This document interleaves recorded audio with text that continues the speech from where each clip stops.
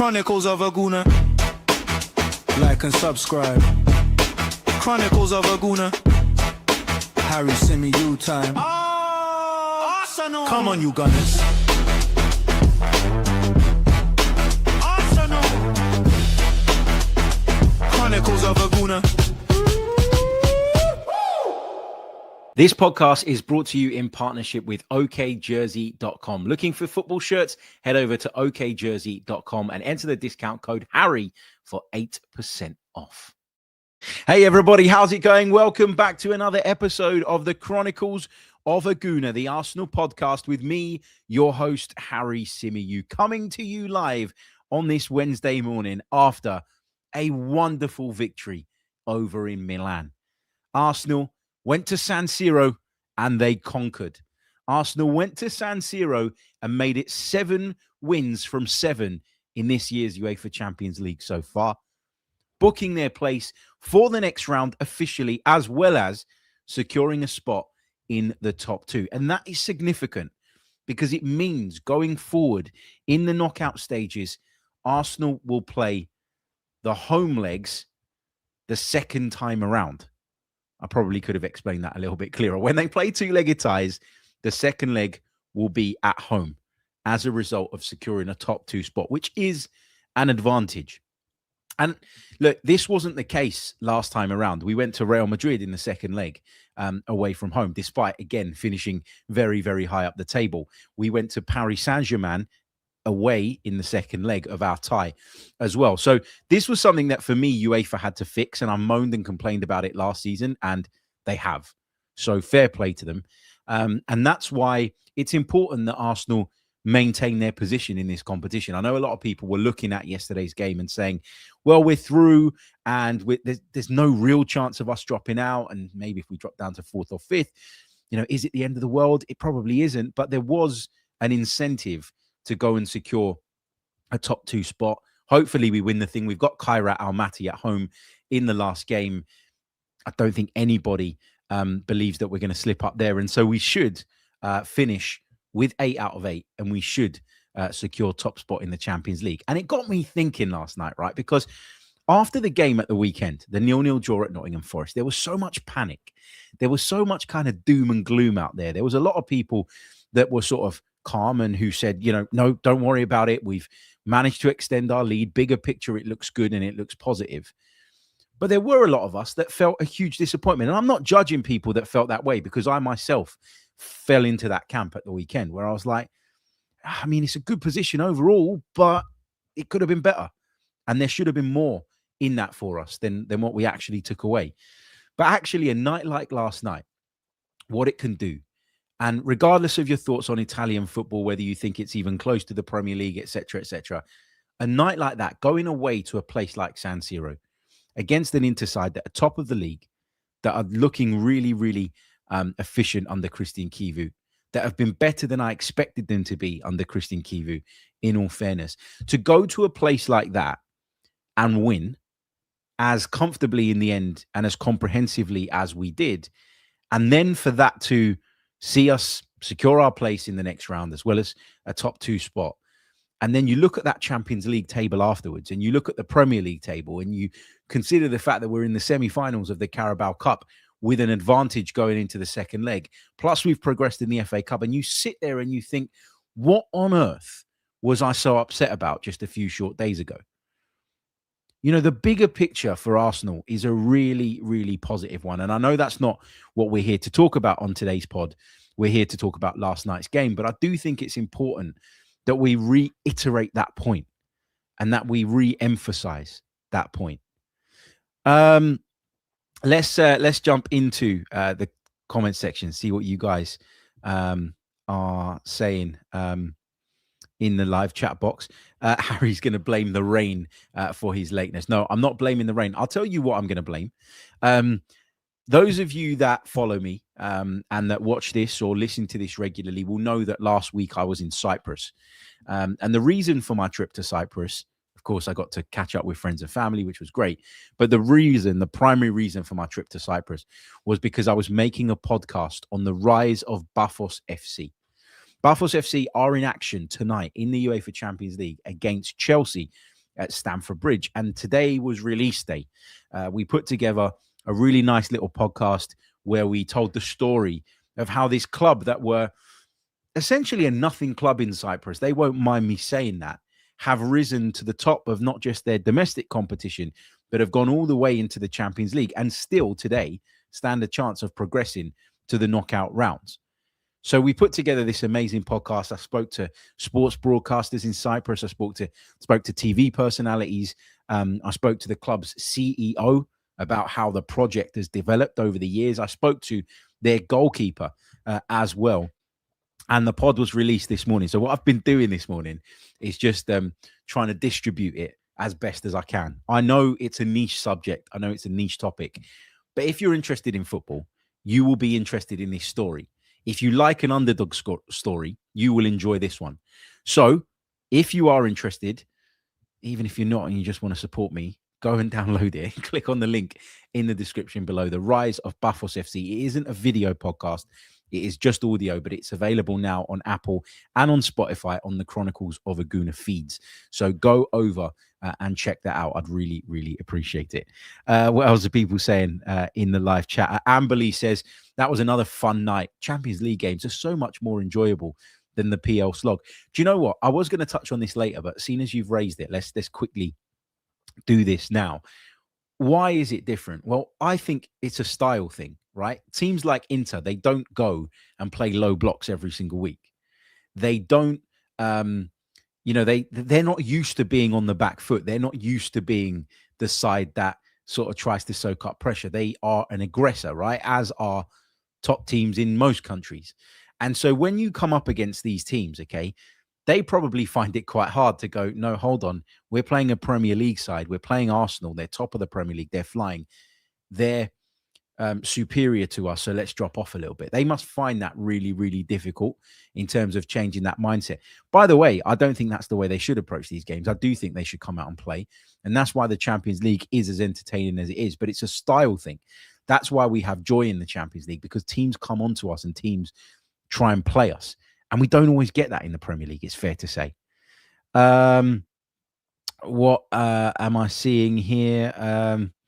Thomas saying Declan and Marino taking the two most strategic yellow cards I've ever seen. Yeah, I did wonder about that. My text says, I'm glad you was late, Harry. My phone failed to alert me in time. Brilliant stuff. Okay, let's move on then to last night's game, shall we? And let's start with the team that Mikel Arteta selected. Now, I shared with you guys earlier in the day my team, and my team was quite weak, you could say, based on the volume of changes that I wanted to see Arsenal make. For me, I would have gone Gabriel and I would have left Saliba out. But actually, the more I think about that, Mikel was right, I think, to play Saliba, given that Gabriel's still recovering fully from that injury, you could argue. It was great to see Mosquera back in the 11. Lewis Skelly came in at left back, as I asked for. I would have left Timber out, but he played. I think Mikel's got this thing, right, where he wants to rotate, and he knows that he has to rotate, and he knows that with this squad, he can do so most of the time quite confidently. But there are certain players and certain combinations that he wants to maintain.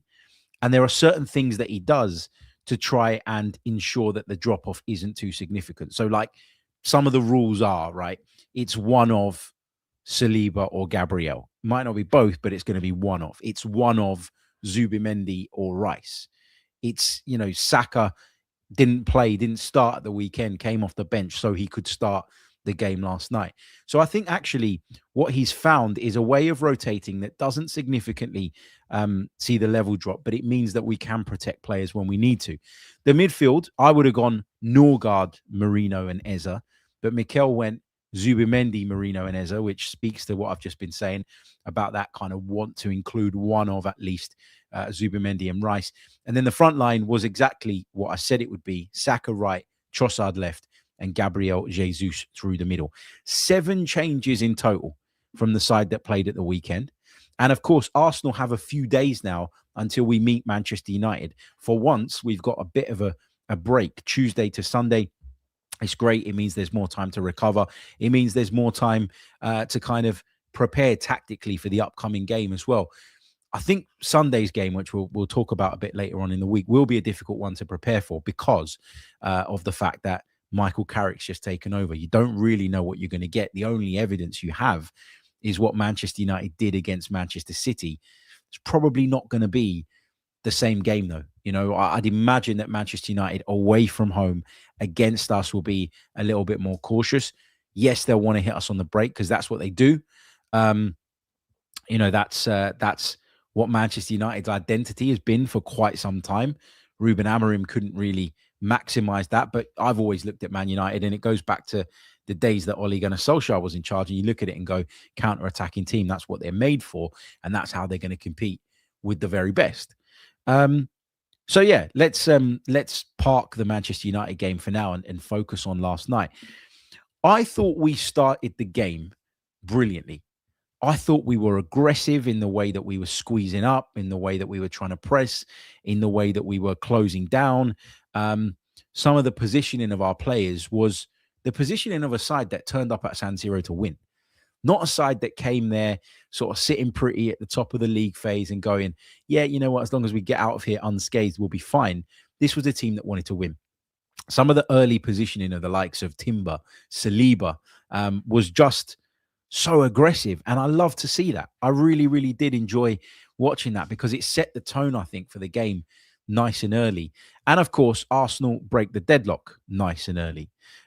It's a ball that makes its way into, I think, Eze initially, and he sort of pings it into the centre forward position. There's a couple of nice bits of one-touch play. It breaks to Jurriën Timber, who tries to unleash the shot with that left foot of his, gets it wrong. But Gabriel Jesus is switched on. He's alert, he's sharp, and he's able to react and divert the ball into the back of the net with a really instinctive finish.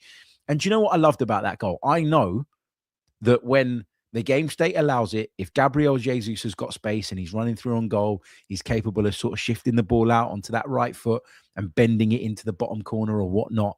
But this was a real poacher's finish, the kind of which you don't normally associate with Gabriel Jesus. He said something after the game that I thought was really interesting. He talked about how, you know, the weight of not scoring goals as a striker, it can weigh heavy.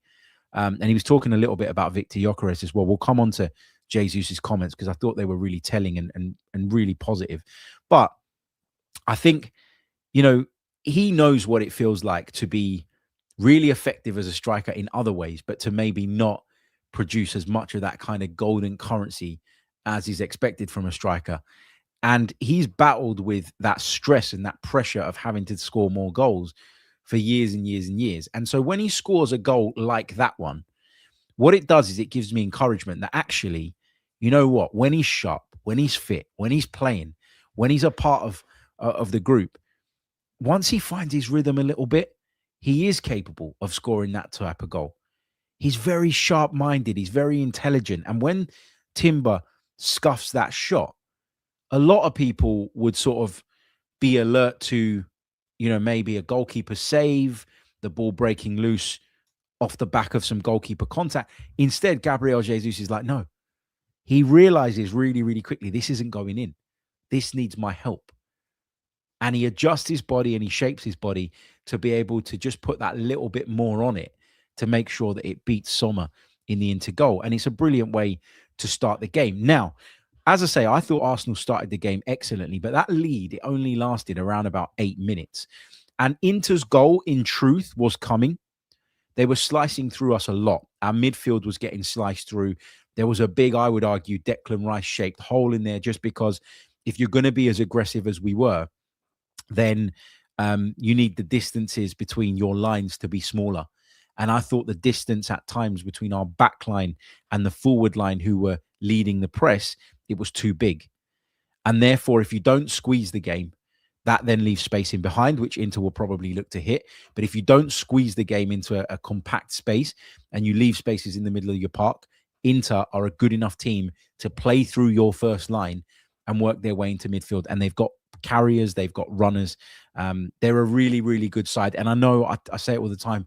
People like to sort of talk down Serie A.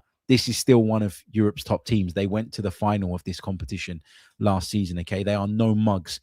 They are no mugs at all, and they were cutting through us. And I was a little bit surprised actually that it took us as long as it did to get to grips with it. I remember at half time saying, "Look, yeah, we're winning the game, but this is not good enough in terms of how vulnerable we look in the middle of the park." That goal comes from something exactly like that. In the end, Mosquera makes a really good block, but when the ball breaks loose to the Croatian Sucic, he produces a really, really good finish. Can't blame David Raya for that. He's not saving that in a million years. Nobody's saving that, I don't think. So then it's 1-1. And then you're thinking, okay, this is interesting. We've got a game on our hands now. San Siro's up. It's behind its team, etc., etc. How are we going to respond? How are we going to cope? And I thought we did a really, really good job of wrestling back control, again, gradually over a period of time. And then we produce one of our trademark set pieces. Corner comes in from Arsenal's right-hand side. Trossard does brilliantly to put it back in the danger zone. And there's Gabriel Jesus, again, with another poacher's finish. I'm not going to sit here and say like, oh, my word, what an unbelievable finish. Like he's nodded the ball in from about 2 yards out. But it's about anticipation. It's about being in the right place at the right time. And when that ball starts to come your way, it's about being the quickest to react, getting your body shape right, and finding the back of the net. And that's what Gabriel Jesus does. He scores a first half brace. He puts Arsenal back in front, which I think damaged Inter's confidence. You know, they'd worked hard to draw level. They hadn't been behind for that long, and that means that the confidence probably hadn't eroded as much as it would have if they were behind for 40, 50 minutes. But then they get dealt a hammer blow, which is Gabriel Jesus nodding in. And, you know, for me, Gabriel Jesus' all-round game last night was great, but I know he can do that stuff. I know he can drift left and carry the ball. I know he can drift right and carry the ball. I know he can come deep. I know he's a really good outlet for you in terms of working the ball into him and trusting that he's going to hold it for a few seconds. I know he's got incredible awareness of what's going on around him, and that really kind of helps. But the bit that we've always questioned with Jesus, the bit that we've always asked questions about, is his ability to be that cold-blooded killer in front of goal. And I thought yesterday he showed that he does have that in his locker. Now, I'm not going to get carried away and pretend that Gabriel Jesus is going to be the solution to all of our centre-forward problems over the years, because it's still the same Gabriel Jesus that we've known from the first day he arrived at Arsenal. But what's undeniable is that he can be very, very impactful, that he can help, that he does have a role to play. And I thought this was a great opportunity for him from the outset. And he took that opportunity with both hands by producing a man of the match worthy performance. So really, really pleased for him, because it's been such a long time since he's been able to play football regularly. And it feels like slowly and gradually he's finding his feet again. When he first burst back onto the scene, I was taken aback by how fit and sharp he looked, considering how long he was out for. And I talked about it at the time. I said to you guys that what happens is sometimes when you come back from a long-term injury, the adrenaline kicks in, the adrenaline takes over, and that gives you an extra burst that maybe, you know, you wouldn't normally have. But sometimes 3-4 weeks into your return, there can be a backward step, and that's completely natural. It happens. With Jesus, I felt like we had got to that point. I felt like the first few weeks he was great and lively and impactful, and then he sort of took a bit of a step backwards, only to then turn up at San Siro and do what he did. And, you know, it was really, really impressive. And I think he deserves a lot of praise and a lot of credit for the performance he put in last night. From then on, you have to say Arsenal were pretty comfortable up until 84 minutes, when they, of course, score what was the decisive goal, the goal that took the game away from Inter, the goal that ended it as a contest. We'll get into all of that. There's loads to break down. I want to talk individual performances and tons more. Plus, I'm going to do some Q&A today because we didn't get around to doing that yesterday. But yeah, we're going to take a short pause. We're going to take a really, really short pause. And when we come back, we are going to continue breaking down Arsenal's 3-1 win at Inter, a record-breaking win for the Gunners. That's the first time in the club's history they've managed 7 consecutive Champions League wins. So Arsenal breaking more records. Short pause. We'll be back in just a mo. Don't go anywhere. You're listening to the Chronicles of a Gooner pod. You're listening to the Chronicles of a Gooner. Like and subscribe. That's right, guys. Like and subscribe. You're listening to the Chronicles of a Gooner podcast with me, your host, Harry Symeou. If you are with us on YouTube, hit that like button. It really, really does help. If you're listening on audio, please do leave us a review on whichever platform it is that you're joining us from. And if you'd like to go one further and become a Chronicles of a Gooner patron, head over to patreon.com/the Chronicles of a Gooner. The link is in the description below. And by joining, you'll get access to exclusive bonus content, as well as all our general episodes ad-free. Plus, you get access to our Discord server and become a part of the closer-knit Chronicles of a Gooner community. And we've got a Patreon pod coming up later today about Arsenal's set pieces. I've got a theory. I want to share it with you. Are Arsenal's set pieces as complicated and as complex as people believe? Or have we managed to nail something really simple that people just can't get to grips with? We're going to break down Arsenal's set piece power and prowess on today's Patreon pod. So now is a great time to join. Okay, so into the second half, I thought the performance was comfortable without being spectacular. But then again, it didn't need to be. And what I quite like about this Arsenal side this season is that once we get our noses in front, obviously there's a huge confidence within the group that we're going to hold on, that we're going to maintain whatever advantage it is that we have. But we seem to have found a way of doing it without like overexerting ourselves most of the time. There will be times where we have to really work for it. And there will be games where, it's close and, it's on the edge. That's the nature of football. But it just feels like we've got this incredible ability in most scenarios and in most situations to be able to go, yeah, you know what, we're going to cruise through the remainder of this. We're going to do it. We're going to do it fairly and relatively comfortably without really pushing too hard and having to work too hard. And I love that about this Arsenal team. Inter made a change around about 63 minutes where Lautaro Martinez was taken off and Esposito was the one introduced. He started to cause Arsenal a fair few problems. Like I thought Mosquera done a really, really good job. I thought Mosquera was great when you consider how long he's been out for and how he was able to play a major role in limiting Thuram and Lautaro Martinez. Thuram's not having a great season, if I'm being honest, but Lautaro is. And to be able to limit those two, I thought it was a testament to him. But I think, I was looking at sort of Mikel's changes, right? So there was a few changes that he made. So on 64 minutes, he brought Timber off and replaced him with White. And he took Eze off and he replaced him with Rice. And I remember looking at that and thinking, okay, Ben White on for Jurien Timber, no problem. Do we really need to get Declan Rice on here? And on top of that, do we really need to be taking off Eberici Eze? But we'll come on to that in a little bit. And then I sort of a mate of mine was texting me and he was like, why are we bringing Rice on? Like, why don't we leave Eze on? And my reply was, because these are, I'm just reading it. These are, in the Mikel Arteta accent, they're fogging standards, guys, right? Because in my opinion, at that point, 64 minutes into the game, Mikel wanted to consolidate. He wanted to make sure that we got over the line. And in taking off Jurien Timber, with all due respect to Ben White, you were weakening us as a defensive unit. Because for me, Jurien Timber is performing at a higher level than Ben White. Okay, I love Ben White. He's great in his own right.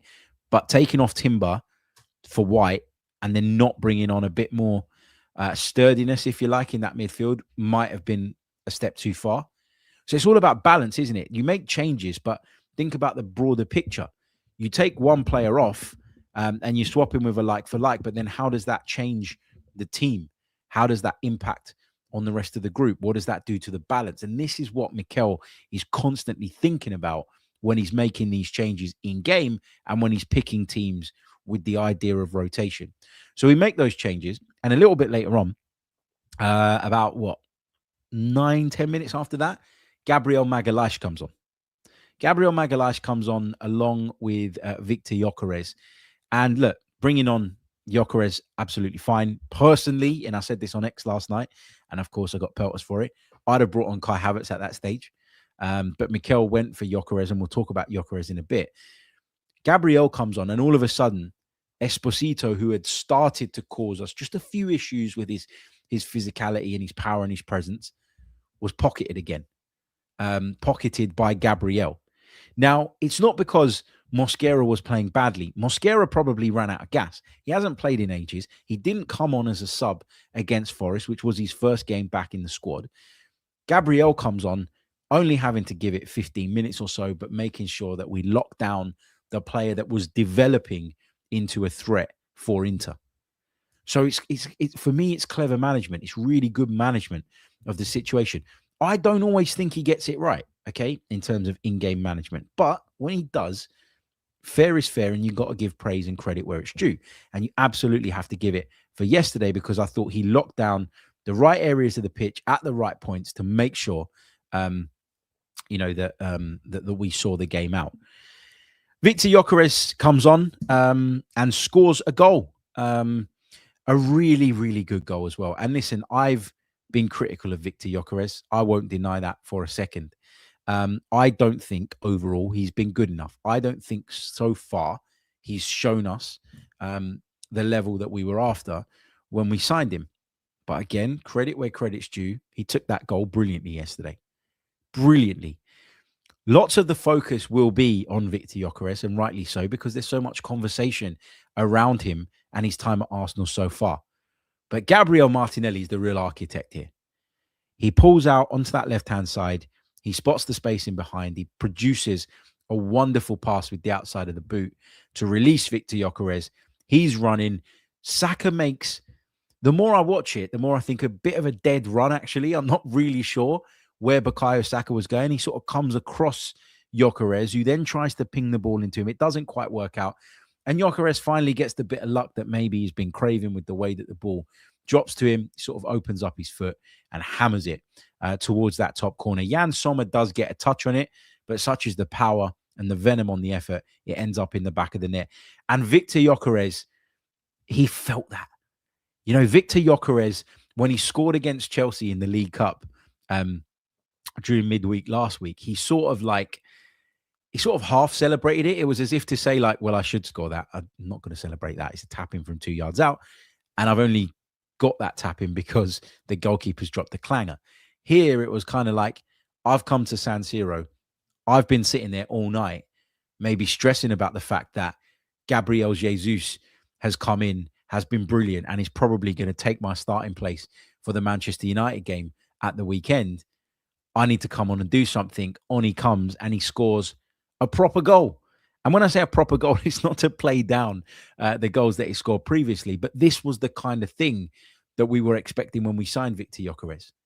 The power in the shot, the running into space, the charging towards the opposition's defense. All these things that we associate with Viktor Gyokeres, having watched him previously, that maybe we haven't seen enough of. In fact, we definitely haven't seen enough of during his time at Arsenal so far. Yet there he is, bang, top corner. And where Gabriel Jesus was probably coming off the pitch as a substitute thinking, I've nailed it and I'm going to be starting against Manchester United at the weekend, on comes Viktor Gyokeres to potentially throw a spanner in the works for Gabriel Jesus. And this is what competition does. But competition only exists if the two players, or three if you include Kai Havertz, competing, are performing at a really good level. If one of you is performing and the other one isn't, then that competition, yeah, it exists to a degree and to a point, but it doesn't then produce the best out of those involved. Do you see what I'm saying? I really do feel like, you know, in order to get the best out of Gyökeres, you need Jesus to be doing that, because it fired Viktor Gyokeres up. He comes off the bench and produces that. And his celebration told you so much. His celebration told you that Viktor Gyokeres knew that his place at the weekend was in jeopardy. He knew that Gabriel Jesus had come on and played a blinder, and he knew that all the papers, all the podcasts, all the TV pundits were going to be sitting there after the game saying, Gabriel Jesus has got to be Arsenal's centre forward moving forward. Then he comes in and just kills that conversation a little bit.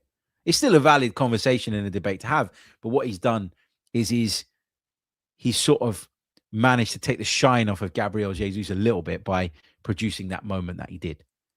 I'm pleased for him. I'm happy for him because I want him to succeed. But I stand by everything I've said in the past about Viktor Gyokeres and the level at which he's been performing. I've never said that he doesn't have goals in his locker. I think the more I watch him, the more I understand what type of a player he is, the more I understand what his limitations are. But if he's effective, then I can sort of live with those things. I can live with the fact that I don't like his first touch all the time. I can live with the fact that I don't think he's as quick as he needs to be in certain situations if he's effective. We don't need one guy to score 20 goals in the league or in the chat or across all competitions, whatever. We need competition, because competition breeds the best out of players. And what competition does is it means people raise their level. And that's why I feel really, really good about what we saw yesterday. One striker starts, produces, the other striker comes off the bench, produces. And all of a sudden there's a debate, which is exactly what we want. So yeah, credit to him. You know, I've been a critic of his a lot recently. I tip my hat to him because what he did yesterday coming off the bench, that showed cojones. And I'm really, really pleased he was able to do that. Quick reminder, if you haven't done so already, leave a like on the video, guys. There's only, 51 likes on the board. There's hundreds of you watching. That's nowhere near good enough. Leave a like on the video. It doesn't cost you a thing, but it really, really helps the video in terms of its visibility. And of course, if you're listening on Apple or Spotify, leave us a review. Check us out on Patreon, all the rest of it. Right. Shall we start working our way through the team? In fact, we're going to do that in just a second. I just want to touch on Gabriel Jesus's comments after the game. Okay. He was so full of praise for Viktor Gyokeres. He was so professional about the situation. He was not trying to hog all the glory for himself on a night that he could have easily done that. He was keen to kind of share the love and the praise. And the way he spoke about Viktor Gyokeres, for me, was really encouraging in the fact of sometimes when you have a lot of players, and we do, you can look at certain individuals and you can say, he's not playing as much as he would like. How's he responding to that? How connected is he to the group? Do these lot actually want each other to succeed for the good of the team and for their collective success? Or is there a selfishness that is only human, that does take over at times, that maybe has a striker sitting there saying, I'd rather he didn't score because then it threatens my position? Now, even if that is how you feel inside, you're going to always outwardly project the positive. But I thought, listening to Gabriel Jesus, that everything he said was sincere. It was truly what he was feeling. And it was great to hear that. Great to hear that. I just wanted to cover that because I think it's really, really important. Okay, let's work our way through the Arsenal team, shall we? I'm not going to do every single player. I don't think we need to. Saliba was great. Again, Raya, solid. Timber, solid. Mosquera is one that I want to single out for praise because, again, he was out for a long time. He's come back and he's done a really good job, and it's great to have him back and another option at centre-back, meaning we can protect Gabriel and Saliba when necessary. Lewis Skelly was better yesterday. Again, another player that I've been critical of in recent weeks, but again, credit where credit's due. That's kind of the theme of today's pod, isn't it? I thought he was better defensively. I thought he coped quite well with Enrique coming down the right-hand side for Inter. He's not quite as effective coming down that right-hand side in terms of end product as maybe Dumfries would be or has been in the past. You got to take that into account, but you shouldn't take anything away from Miles Lewis Skelly, who, then sort of came out and done a post-match interview with Prime, speaking to Theo Walcott and Wayne Rooney. And again, I really liked what I heard from him. I really like what I heard from him. I think sometimes, young players like Miles Lewis Skelly can get a bad rap in terms of their attitude. And I think a lot of the time that's unfair because we don't know what they're thinking. We don't know what they're feeling. We very rarely hear from these guys, right? So it's difficult to draw too many conclusions about their character. But when he came and spoke, he talked about the group, the collective, Arsenal want success. That's what they're all focused on. And if that means that he's not going to play every single game, then so be it. He's not the only one. There are better players than Miles Lewis Skelly, with all due respect, in that group that don't play every single game. This is what having competition means. This is a consequence of building a really, really positive squad and strong squad. I love it. I love it. And I think if we want to compete on multiple fronts, then we've got to use this squad, and people have to accept that that's the reality of their situation. You might be a starter one week, you might be a finisher the following week, but you have a role and a part to play. And I quite enjoyed listening to him speak after the game. Moving into the midfield, Zubimendi, Merino, and Eze as a combination, as a trio. I'm not really sure it worked in the way that we would have liked it to in an ideal world. Obviously, it was good enough for us to win the game. Eze played a role in the first goal. I'll come on to him specifically in a minute. But I thought it was a midfield that was run through too much. And I did think there was a Declan Rice-shaped hole in it. It's why I would have probably picked Christian Norgard myself. But, you know, they did enough on the night. Merino, not really too much to say about his performance. And the same with Zubimendi. I'd just be going over old ground. Eze's one that we need to highlight, though, for me. Again, man, like played a role in the opening goal. Had a shot in the second half where he brought the ball into his path really nicely, worked it onto that left foot, but struggled to generate the power to beat Symeou. It was always going to be difficult on his weaker left foot. Not going to sort of grill him for not scoring there. But outside of that, I can't really think of him being too involved. And that's, again, an issue for me. I go back to the midfield being run through. I don't think the midfield gets run through as much or as easily if Odegaard plays instead of Eze, because Odegaard works back better. But then Odegaard's not been producing enough over the course of the season, generally speaking. He had a few good games when he come back. I don't think he was very good at Forest. In fact, I thought it was really poor. One of our poorest players on that day. Odegaard just gives you a bit more balance, I think. And you hope that Eze is going to produce that moment in the final third that justifies his selection.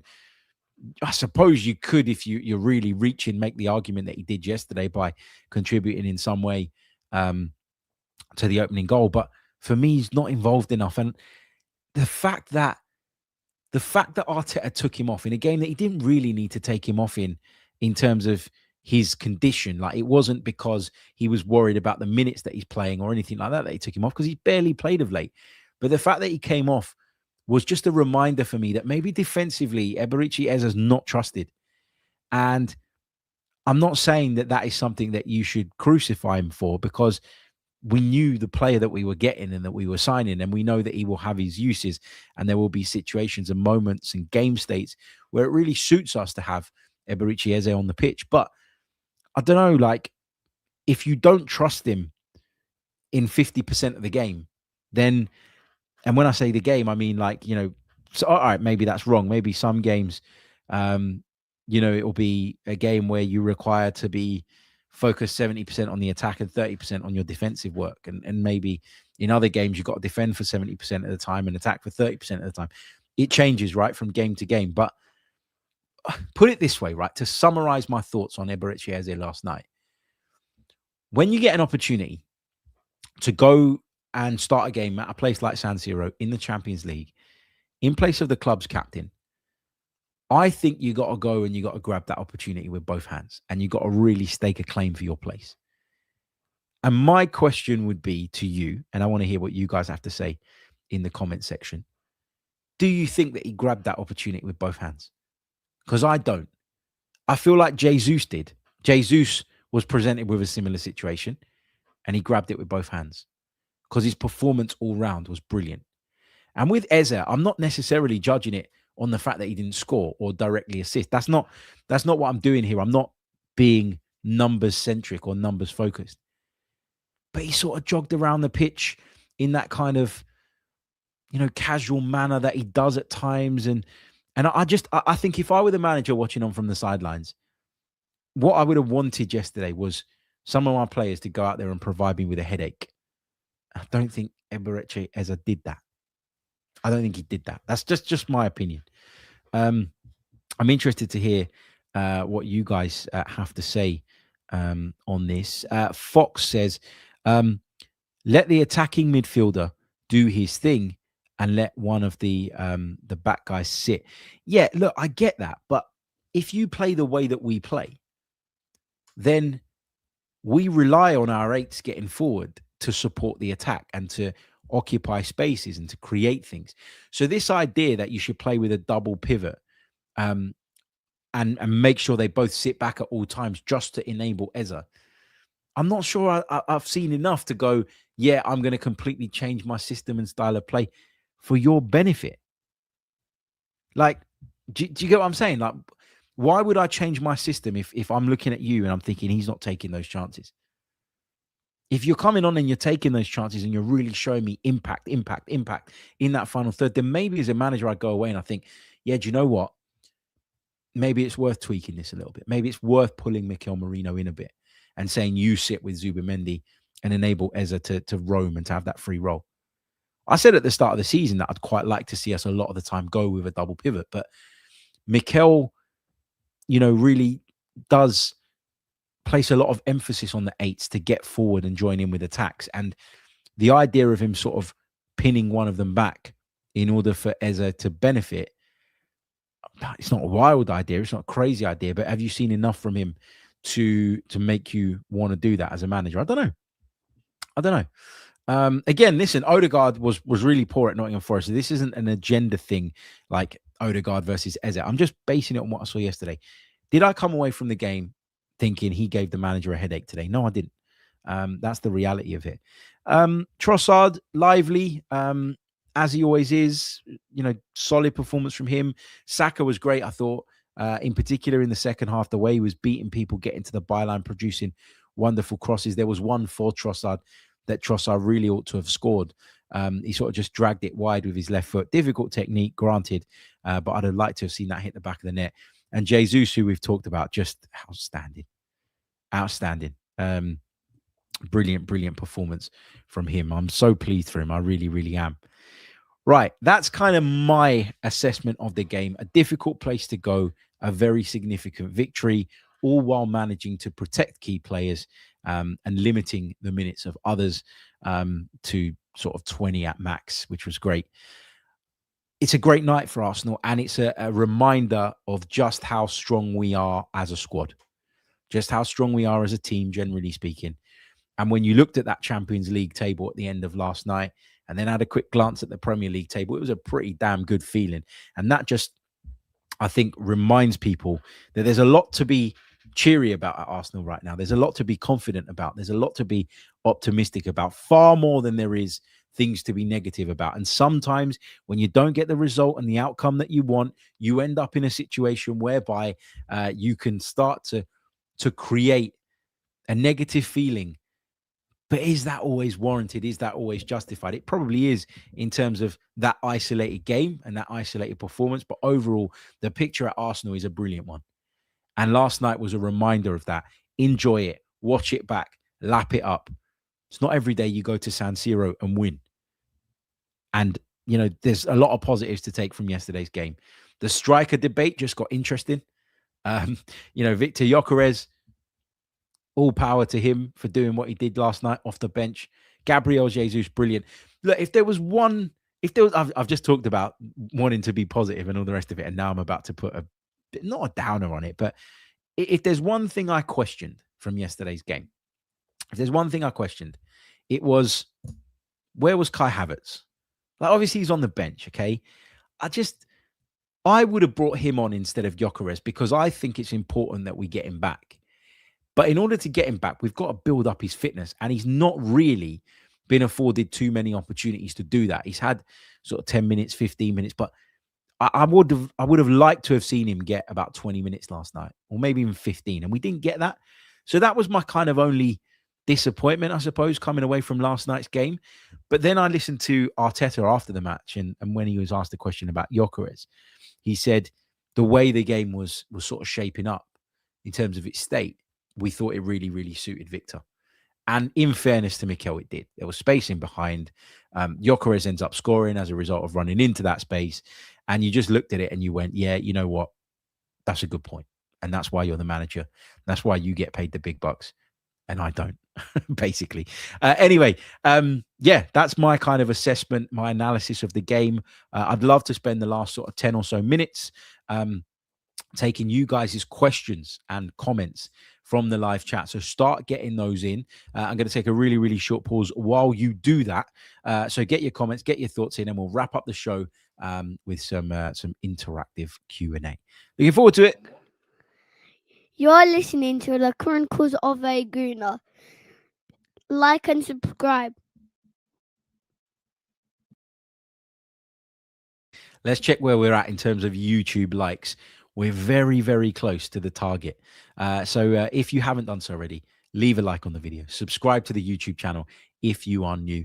We're crawling towards 48,000, which is not a million miles away from the 50,000 subscriber mark on YouTube that we'd love to reach by the end of the season, if possible. So please do that if you haven't done so already. Check us out on Patreon. As I mentioned, we've got a special piece coming out later about Arsenal's set pieces and what makes them so difficult to deal with. And of course, if you're listening on Apple or Spotify, please do leave us a review, because that also really, really does help.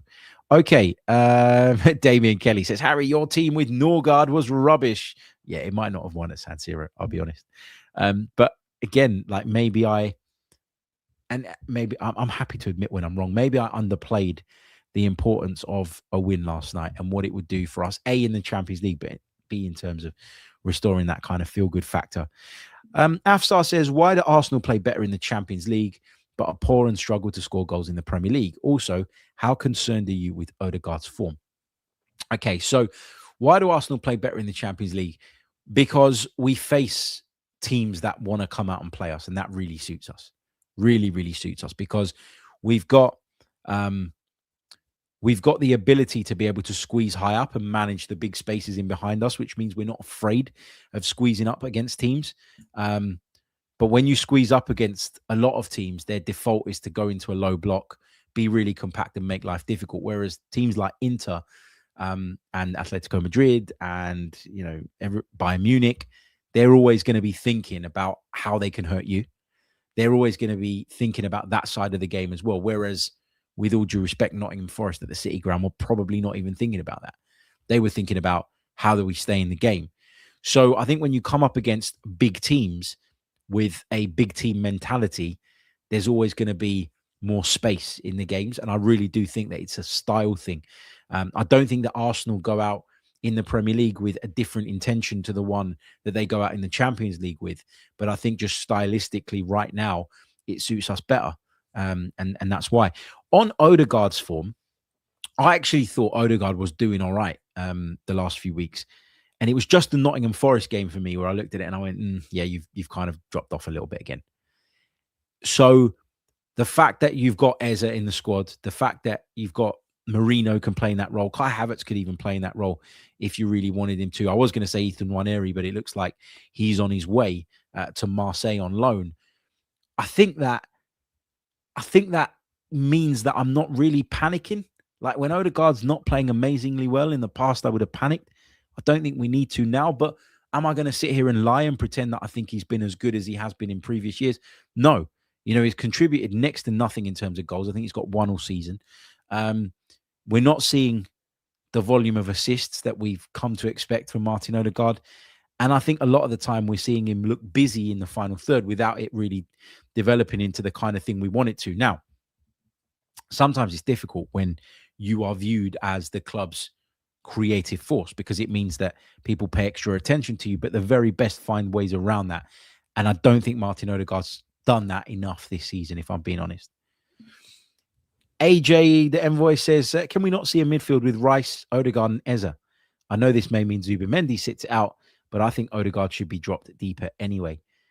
I think that if you did that, you'd end up with the problems that we had last night at times, particularly in the second half of the first half, where we're just too easy to run through.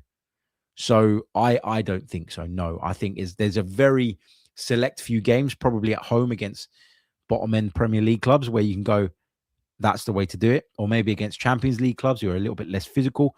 I think maybe that can work. I think there are circumstances in which you could do that, but I don't think it could ever be our go-to sort of all-purpose midfield, just in my opinion.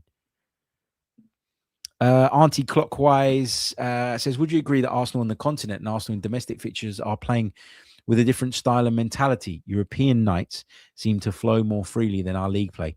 I wouldn't agree. I disagree with that, respectfully, of course, because I think it is about what we're facing more than it is about us doing something different. That's my reading of the situation.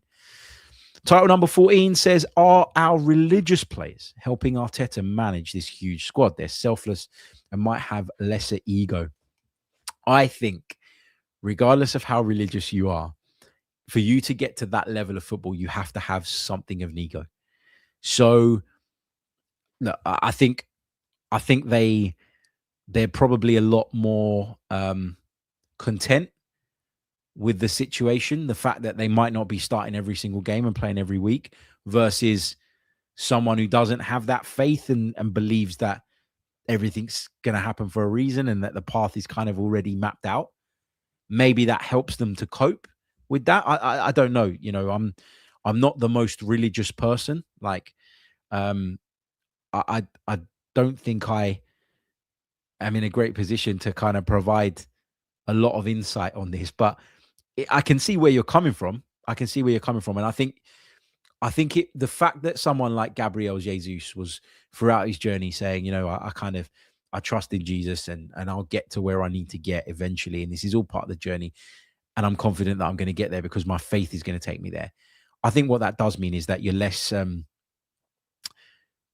agitated, you know, along the way, because you trust that it's going to happen. So maybe there's something in that. Yeah. Maybe there's something in that.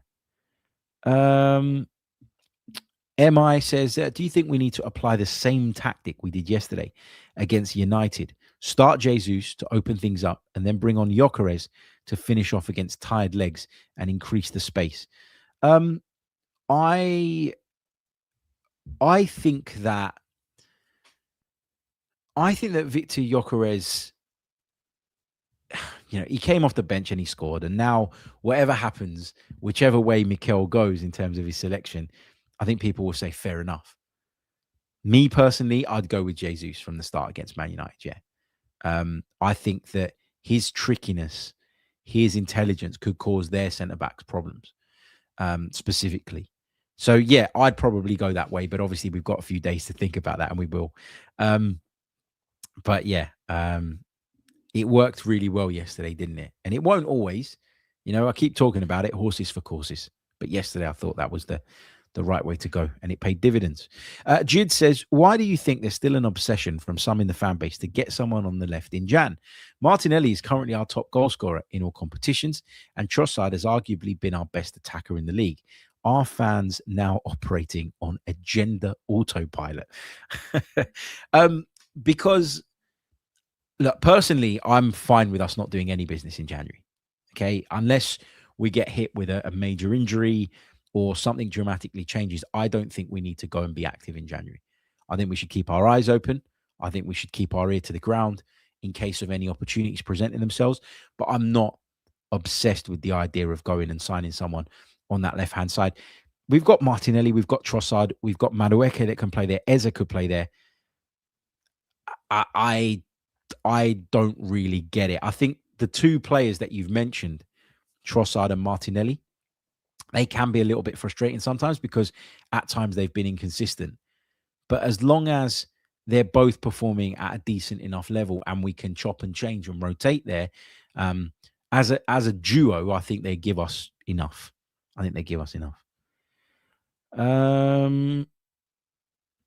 Pointless Gooner says, if we don't play Odegaard, we relinquish control of the game. But that same loss of control can also help us play more fluidly as we aren't facing a low block. Yeah, but there's games where, you know, there's games where that works and there's games where it doesn't.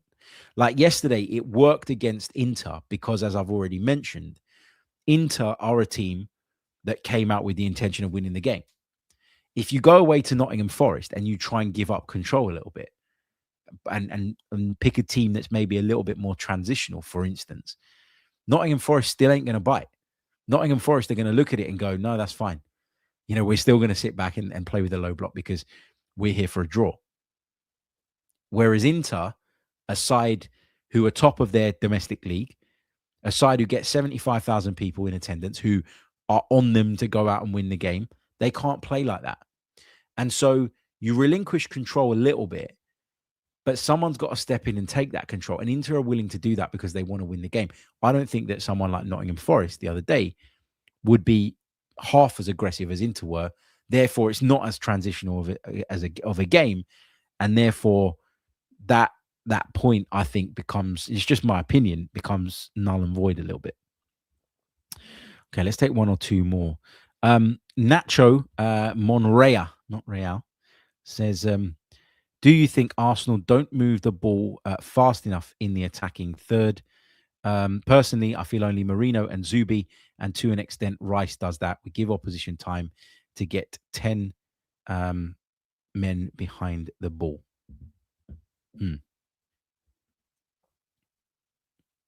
Let me just read that again because I got distracted.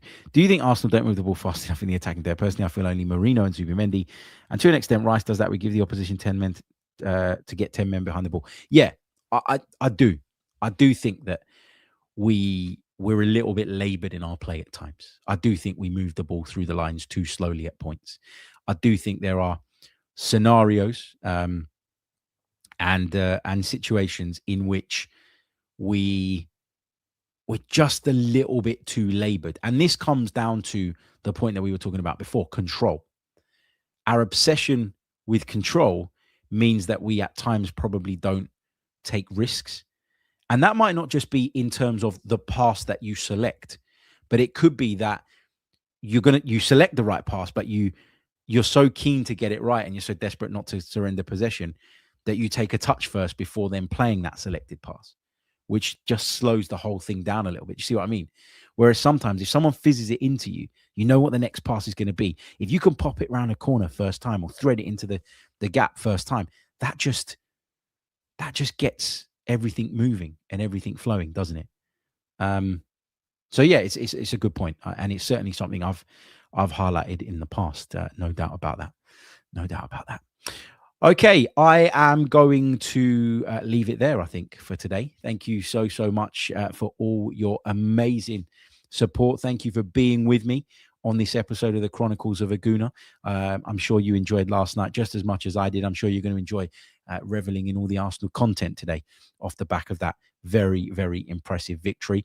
Just one final plug for my special edition of the podcast, The Rise of Pafos FC. They're in action tonight against Chelsea at Stamford Bridge in the Champions League. And as a Cypriot, it's a story I really, really wanted to tell. I flew over to Cyprus last week. I got to speak to some brilliant people on the island, as well as have access to some of the key figures at the club. A massive thank you to Pafos for allowing me to put this piece together. I want to get the story out there. It's on the podcast feed. It's not on the YouTube channel. It's on the podcast feed. It's an audio only piece. But please do have a listen. Let me know what you think. If you like that kind of documentary style podcast, if you enjoy the style of it, let me know, because I'd love to make some more of those around Arsenal related topics and subjects, going back and looking at ex-players, going back and looking at historic victories, etc., etc. I'd love to do a bit more of that. So yeah, let me know what you think. Until the next one, take care of yourselves and have a wonderful day. Up the Arsenal, and goodbye. Chronicles of a Gooner. Like and subscribe.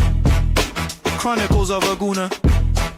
Harry Symeou time. Arsenal. Come on, you Gunners.